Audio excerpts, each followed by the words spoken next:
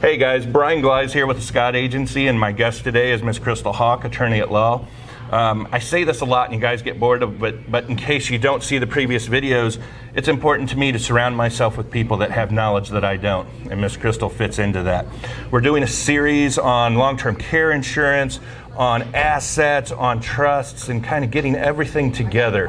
And Crystal's going to help me with this. So make sure you go to our YouTube page and watch all of these little snippets of videos.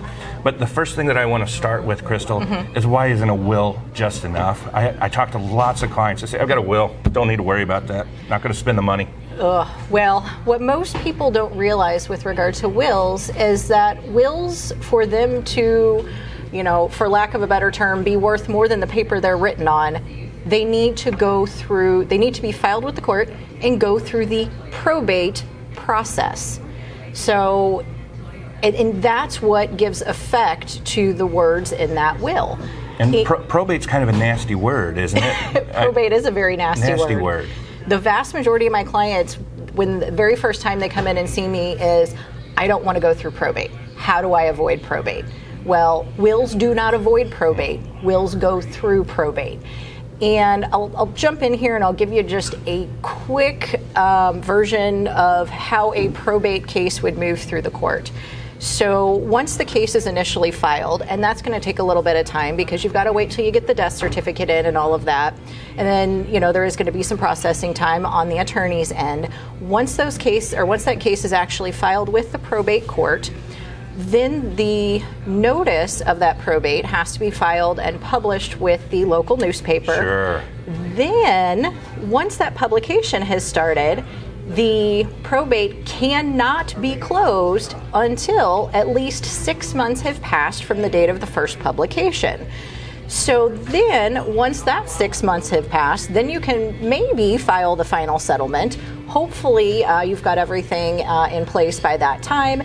And then once the final settlement is filed, there's another 20-day waiting period.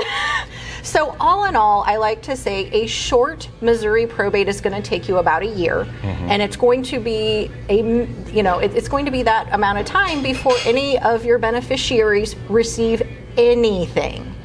So I have a probate now that's been going on since 2017 that is still active.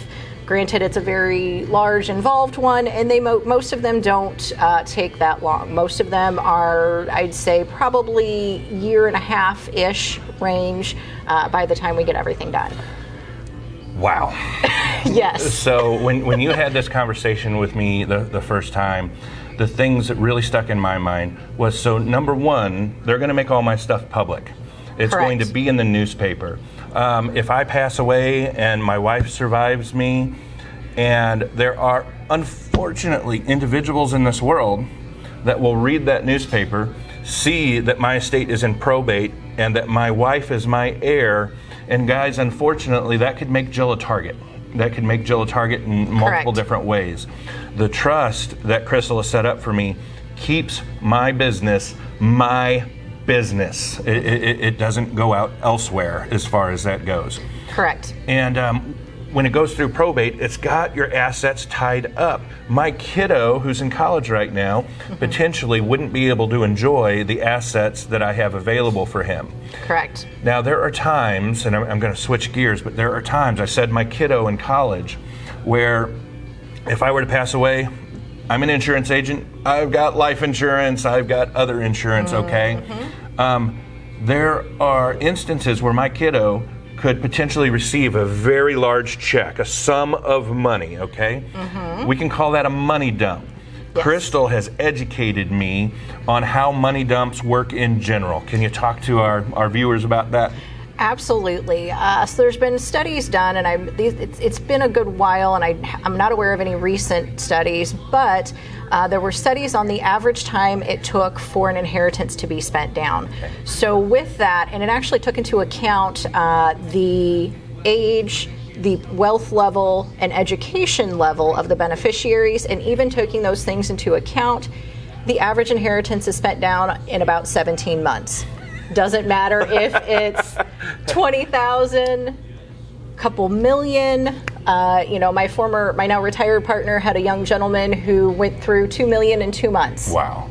Wow. And so my job as a parent is not to punish my child. You guys have seen the movies where the parents have died and Eddie Murphy can't get to his money or something like that, and he does all these tricks. That's not what I'm in for. But what I am pro is to keep it moderated. So I can tell you that in our trust, until Jacob reaches a certain age of adulthood, we have it modified that yes, he can use that money, but it has to be used for certain items, whether that's transportation or whether that's housing. And when I say transportation, Crystal has built it in there that he can't go out and buy a Ferrari. Yes. Okay. So, and it may just be me. You guys might not be worried about that. But money dumps can be bad things, and we don't think about that. So whenever I do a life insurance policy, there's a beneficiary, and that's who gets the money. Crystal has taught us that the beneficiary of our life insurance policy is our actual trust, as far as that goes. So it's not a money dump to Jacob. I know I'm kind of being brutal during this conversation. No, you're not. If me and Jill were to leave the earth, please don't, but if me and Jill were to leave the earth at the same time, that trust, that document is the only thing that I have in place to protect my kids. The last video that we did, go out and watch it, Crystal talked about marriage proofing my trust so that if my kiddo just inherited a large sum of money, it might make him look attractive more than he really is. But he's an attractive boy nonetheless. I'm not saying that, okay? Yes. But I wouldn't someone want to target him. I wouldn't want someone to target him. And the trust, Crystal has opened my mind up about that. And how I want to close this out is any lawyer that has passed the bar, and I might get this wrong, can write a trust for somebody, right?